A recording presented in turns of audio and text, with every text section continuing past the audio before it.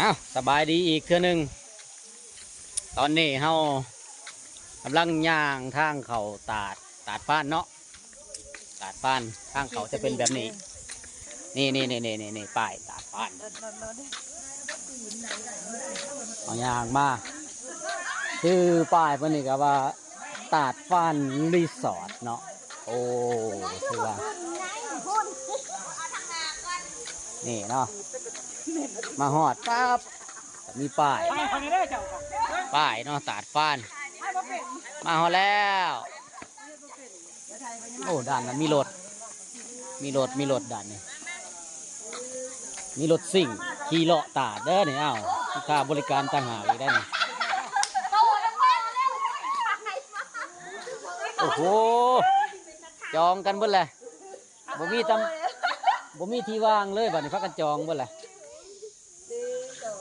เยอะค่ะเอาเฮ้ยจำนั่งบ่ได้บ่ต่อพี่น้องต่อมาหอดจุดนี้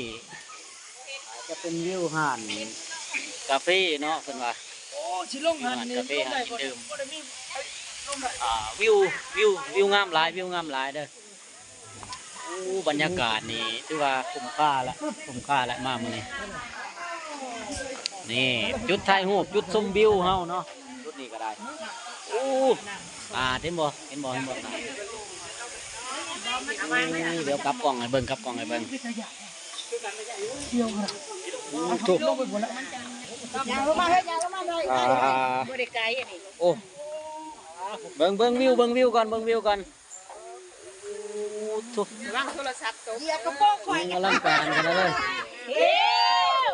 มาโตจุดนี่ขึ้นมาได้ครั้งแรกเขามาเห็นนี่ก็ใจบ่แข็งมาส้มวิวนี่บ่ได้เลยนี่โอ้หุ่นสาวๆเขาก็ถ่ายรูปกันซอแซะคน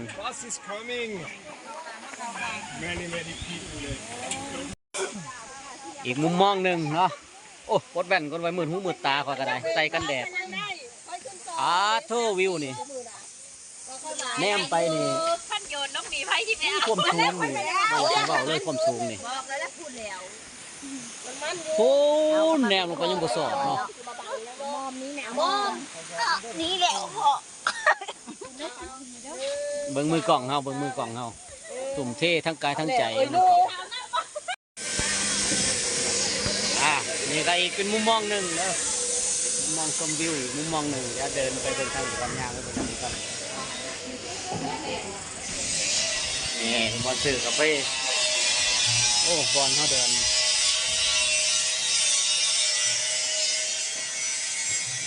นี่ก็เป็นมุมมองหนึ่งบอลไทยหูวิวเดี๋ยวมาเบิ่งวิวทางนี้ก่อนโอ้นี่บอลจุดโหนสลิงนี่โทกล้าโหนบนเฮาก่อน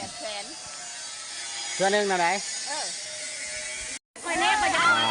นี่ก็เป็นมุมมองหนึ่งเนาะนี่ป้าตัวได้มาเห็นแล้วแต่ว่าตัวจริงบอกก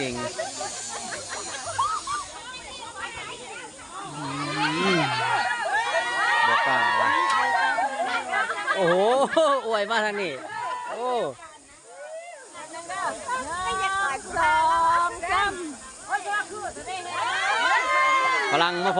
พลังมาพอกันแล้วเพื่อนว่า